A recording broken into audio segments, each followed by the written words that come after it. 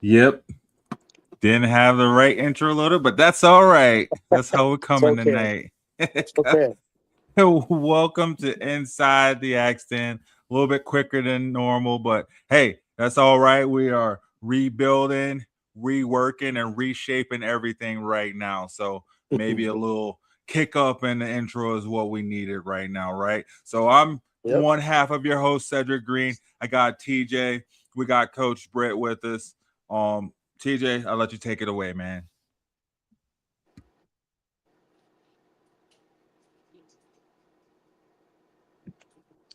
Man, we're reworking everything. I forgot to unmute. That's okay. Coach, obviously, this past weekend, did not go well. It was a rough game against the Siege. I'm just going to let you take it away and, take the floor. And how was the team after the game and stuff?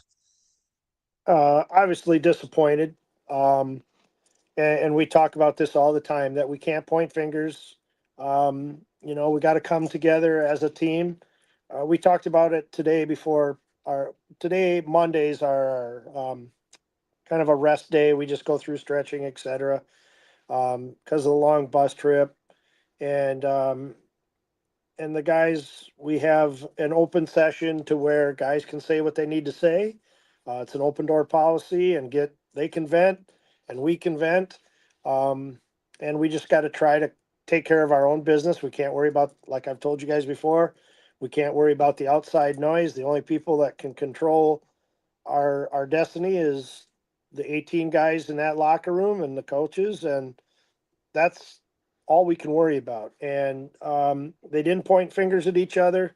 Um, and in fact, this really, like I said before, when we win, and when we lose, we learn. And before I came on, and sorry we were late, we went through the entire film, and it was bluntly, it was awful. It was hard to watch. It was sickening, and the guys know that. So I don't need to, we got on them tonight and asking what questions, why you did this, why you did that, why are you not playing in the scheme, why are we not communicating? It's all these little things that we talk about all the time.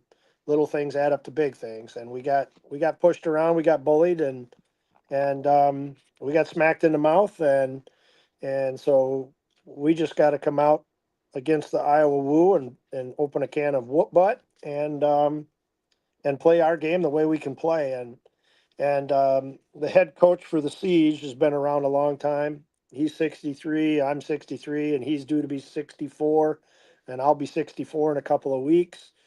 And he said before the game, he said, "Man, you guys are a really good team." And we've heard that from everybody we've played, but we haven't really put a complete game together. And I think when we can do that, we can beat anybody in this league. And it's just a matter of, we got to believe that internally, and it's got to come from the players internally. We just have to believe and play together and talk. And we talk in practice. That's the crazy part. We talk in practice every day. And for some reason at this game, we didn't communicate worth a darn. And some guys were doing their own thing, and we told them, hey, if we can't play together as a team and within the scheme and trust the process, trust the coaches, then we'll bring somebody else in, and we'll get somebody in here that will. So um, those are blunt things that people don't want to have to hear, but they have to be heard in order for us to row all in the same direction to right the ship. And starting tomorrow, we'll be locked in, and they're going to hear it more so. I'll probably be more vocal, and coaches will be more vocal. And guys have to be able to handle that, as well as being able to have corrective criticism. If they can't, well, then they're not going to be on this team. And so that's where we left it. We flushed this game. We got a new week ahead. We're playing the Iowa Woo at home, and so we're just, hopefully we just play super super well, and get that 1-0 start, because we need it. And if we get that, we're back in it again. So we really wanted this game, but it didn't work out that way, and so it is what it is, and it's in the past. So let's move forward. There you go, right? Well, you gotta move forward. Yep. Um, it felt like starting off this game, and just like the other games before, like you guys started off pretty strong. in that first quarter, I mean, you're right there with them, going toe to Yeah. toe. And I was like, okay, Yep. here we go. And then, it started to slip away kind of midway through the second quarter. Yep. Like, how do you like? What are you looking for to avoid that in the future? Like, how do you spot that moment where you do see that maybe it's getting out of grasp? Um, you know, it when the guys came out, we had I don't know, we had a couple of stupid penalties again where we were illegal procedure, and the guys brought it up today. Um, the font size on your wrist coaches was a little small, so they're finding, and it's not an excuse, but it's hard to read, especially in that arena. It was a little darker, so it's kind of hard to read because our arena is really bright. But still, that was something that was brought up that we need to correct. Now that's a little thing, but that little thing can be again cost us a couple penalties. Um, and we had new guys this week too. Not an excuse. Those guys have practiced 3-4 days. But again, that's the hard part is if we are not all on the same page and you're not all playing together, just like it was on defense, offense, that puts the defense in a tough position because we were on the field way too much. 3 and out or 4 and out, and our defensive guys don't get a chance to really rest that much. And that puts pressure on them, and then we put pressure on ourselves, and it goes south in a hurry. Um, and so defense has been, I think it's ranked amongst all the teams. We're second or third in the league. Offense, I think we're averaging, I don't know, like 30, 32 or whatever points a game. If you score 32 points a game and the defense we have, and we can, we're averaging like 35, whatever, you're going to be in every game. And for whatever reason, we weren't. And that's on me as a head coach and I've got to take accountability. We got to start fast. We got to play fast, and it's got to go from first of the throw off to the end of the game. And so I got to take accountability too. And I told the guys that, and our coaches took accountability just like the players. So again, like I said, we flush it, we move on, and we have to have a whole nother mindset because now we got the Iowa coming, and we just got to play like we know we can play.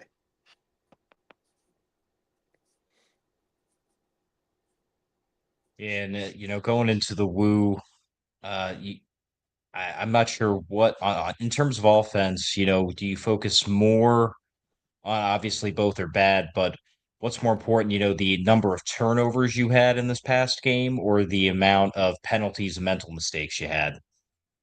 Well, I think if I remember right on the stats, we had like 9 penalties, I think. A couple were, they were super ticky tack, and I don't usually get on officials, hardly ever.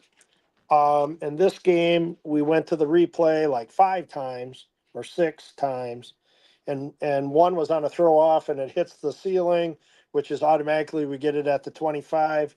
We had to go to replay for that. So then you got slow in between. You kind of lose that rhythm, and and I don't really say much, but it was not a well officiated game. I didn't think. Um, and there were some calls that were missed, and there were some calls that our quarterback took a couple extra shots on a couple different series, and nothing was called, and that irritates me because the league talks about safety, and I'm all for the league, and I'm not bashing the league at all, but I know their judgment calls, but those things have to be called, and we have to be consistent in this league if we're going to do that. And the refereeing crew that we have at home with Tyler Downs, they are top notch, man, and they watch for everything. They're really good, and I never question them. I never second guess them, and I kind of second guess this game, and it's not an excuse, but even the even the field we have, like, okay, so your run alley is 6 yards, theirs was only 4, and then it becomes a judgment call. Well, his foot's a foot outside of that, so it's there's margins for error, and I get that, but we need to be consistent throughout each game and each team, And so because our guys we're going by what the rule says, and that's the way we always have been. And I'm not saying that the other coaches do it I'm not saying that at all, but it's just it was questionable on some of the ones, but they didn't cost us the game. That's just pure and simple. They didn't make us win or lose the game. It's on us, and it's our plays, and we just didn't execute, plain and simple. And I don't know, for whatever reason, the guys, I don't know, but we got to find that answer. And we had a good talk today, and I think we'll get everybody rolling in the same direction now. And it hurt everybody, because we know we're better than what we are.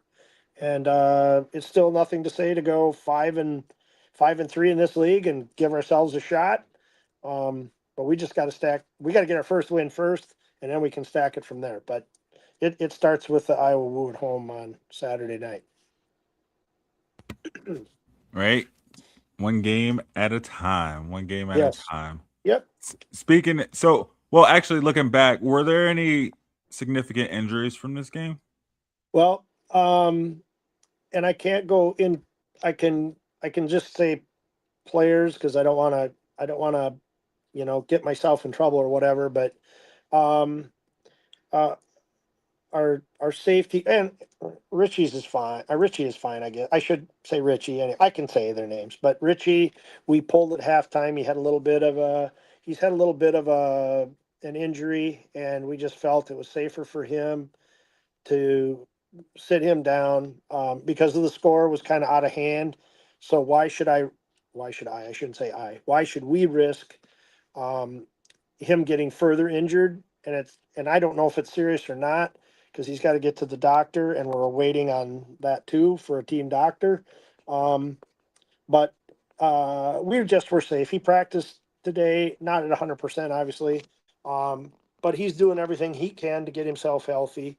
And then we had a player who has a history of asthma, and he had an asthma attack. Um, and so he couldn't go after halftime. And to be honest with you, at that point, the game, I know this sounds terrible, but at that point in the game, not that it doesn't matter to me, but I was more worried about him and his health.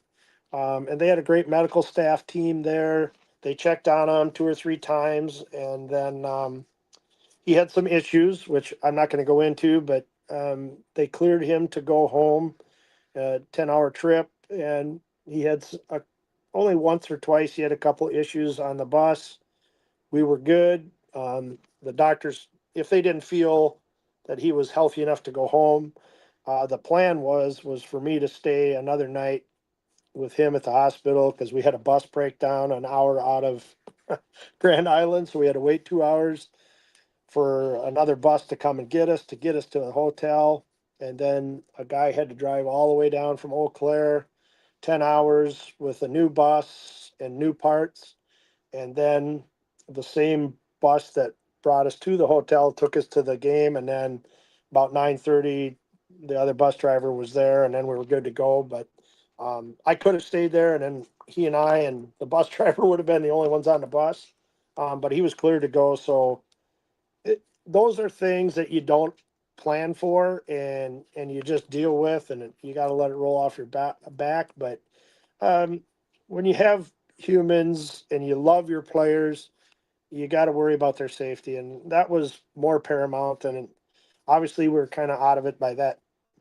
At that point, you can still try to come back, and we fought, but then at the end we just lost steam, and there's no excuses here. We just flat out lost. So we'll get that corrected and get better, and go from there.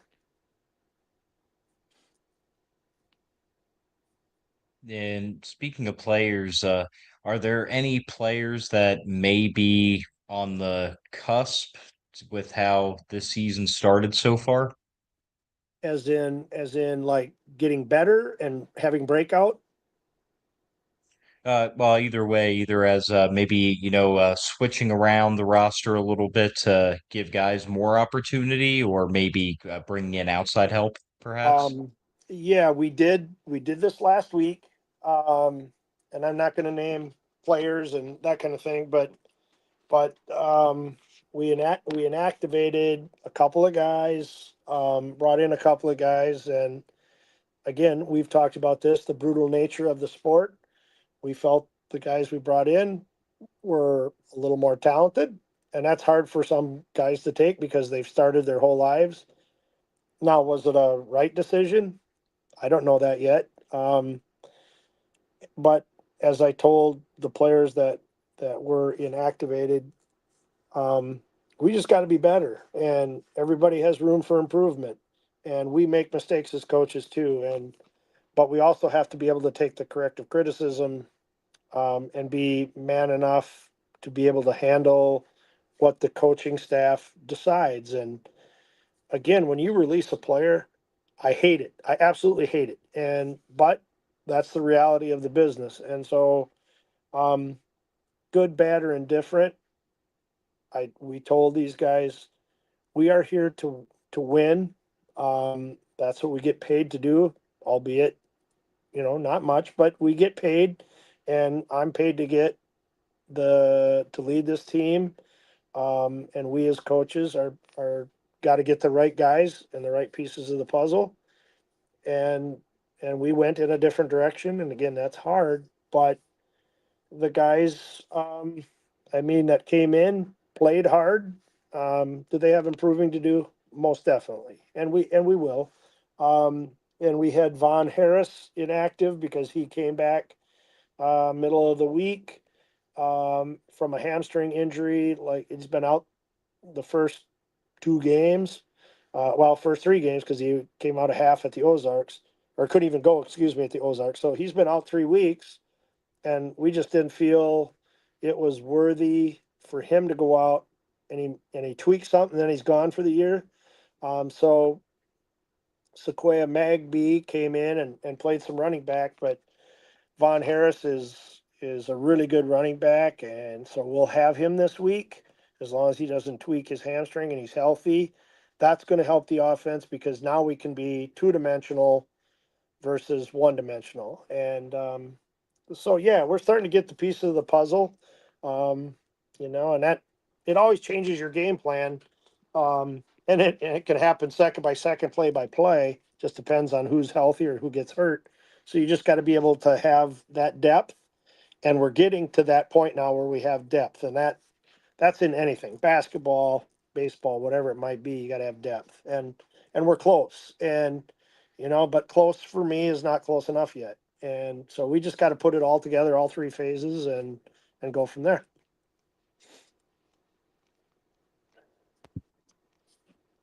There you go. Is there anything you? Well, it sounds like you're going to be implementing more of a running game into your game plan this week, going into next weekend. Is there anything you're going to be particularly looking to see that your team improved upon when you do go into this game against Iowa? Yeah, definitely. Offensively now, when you can add another dimension and a caliber like Von Harris, when he's able to go full go, he's pretty good. He's pretty electric. And we've got a lot of electric guys. Bo Butler, Sequoia Magby is back. Those guys are super fast. They're really good. They're great team guys. So that's going to help. And then defensively, if we just communicate and practice like we practice, then we're pretty darn tough. And so for whatever reason, that kind of went out the window. And I don't know if that's a long bus ride, whatever. That's all excuses. We just got to figure it out. And we can't. And like we talk about, we offense, we defense, we special teams. We did a lot of standing around, watching our throw off receiver, take it up the field, and guys are watching instead of blocking. So those are all those little things that are measuring up to make big things and big scores, and especially this game blowout. We just got to get those things corrected. And I know it's a broken record. Every coach tells you, yeah, we got to get it corrected. We will. But the coaching staff I have and adding 2 other coaches, we will get better. And I know that will happen. So it's not this phrase. Every coach says, "Hey, we'll get it corrected. We got to make correction." Yeah, you do. You got to correct every day. But the guys we have in that locker room took this to heart, and that's what we needed. And we got thumped, and that's good because now they got a little chip on their shoulder, and they want to prove to themselves that they're worthy to be in this league. And you know, we're 1-11 in the last 2 years, and that, pardon the French, that sucks. And so we just got to make that. We just got to make that turn, make it right, and we will. And it starts tomorrow in practice.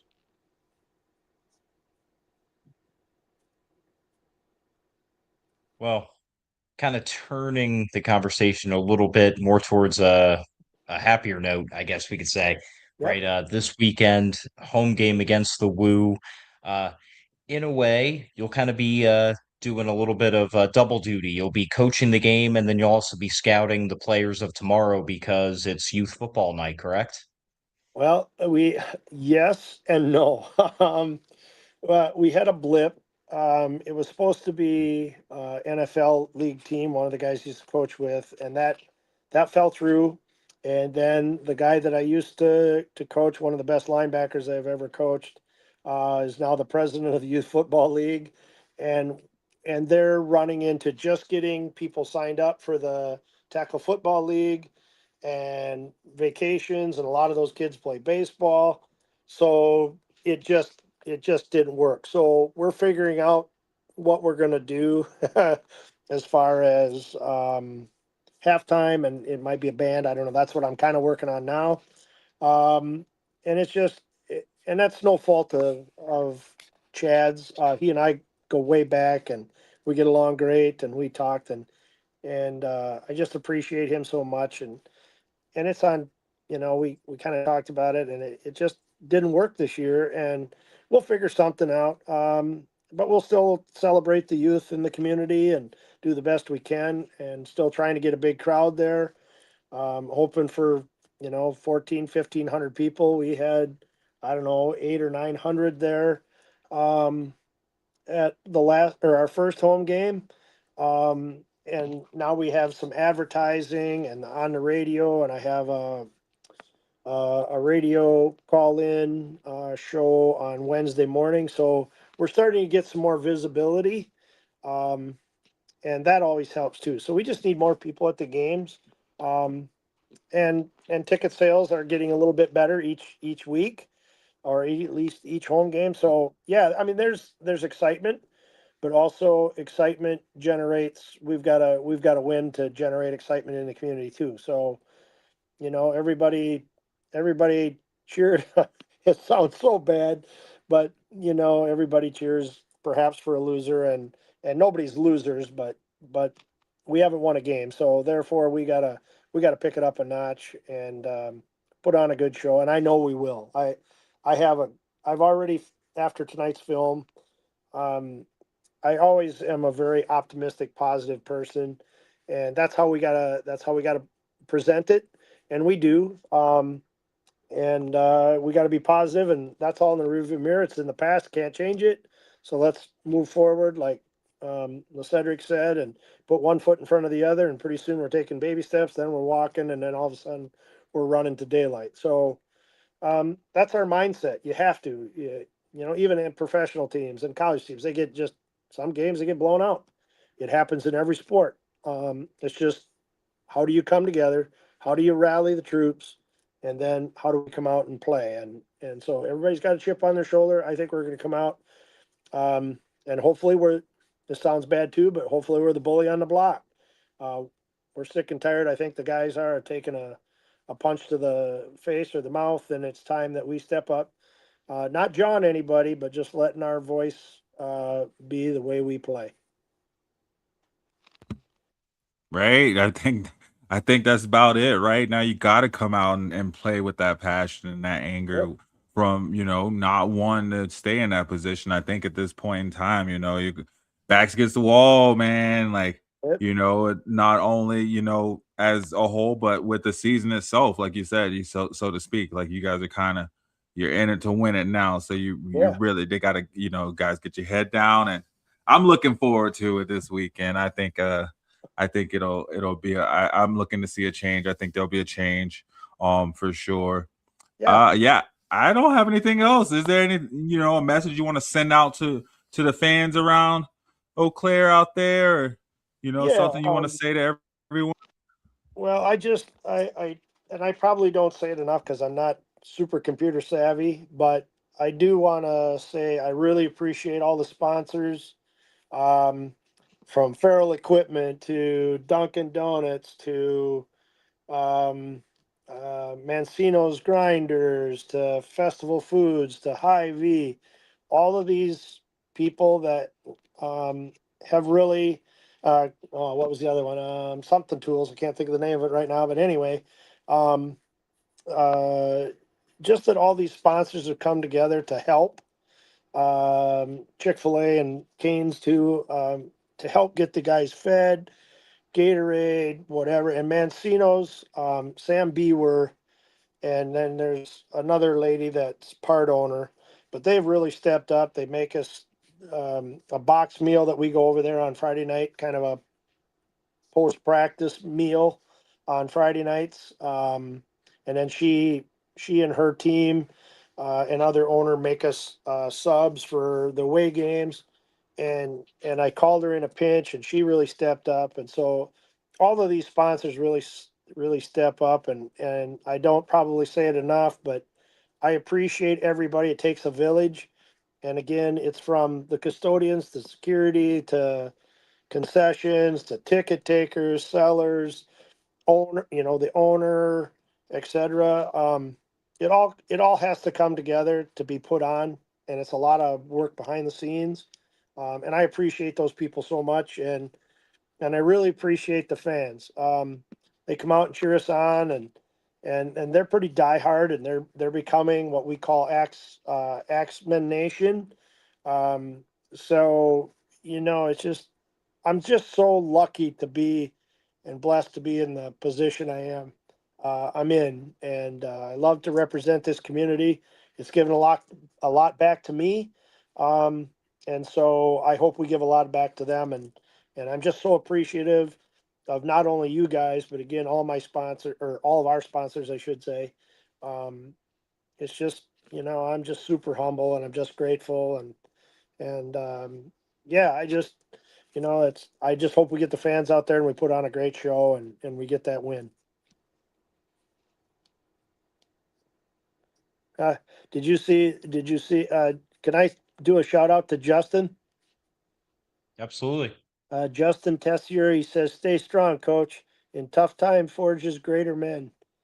Got your back, and sending positive vibes your way to you and the team for this weekend. Go Axemen forever, Axemen Nation." So um, those types of things really make you appreciate what you do, and so I'm very, very, very blessed, and blessed to have the guys I have in the locker room and the coaches, and so yeah, let's put on a good show, and let's get a win on Saturday night, and get a little woohoo action, and get a win. And we have a little more, also real quick, we have a little more oomph in our step, I think, because our owner also owns the Woo, and that's from Waterloo where he lives.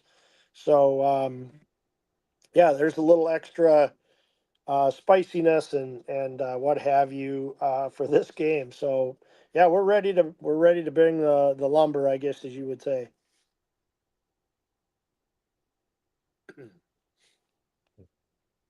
Well, this weekend, Saturday at 7 o'clock Central Time, correct? Will be Yep. kickoff. And as always, let's pack this house out. And don't forget about the family 4-pack deal, everybody. It's a great deal. Yeah. Yeah, for sure.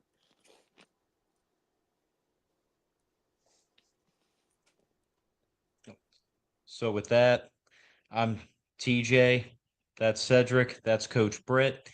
And this has been Inside the Axe Den. We will see you next week when we talk the recap of the game against the Iowa Woo in what should be the team's first victory of this season.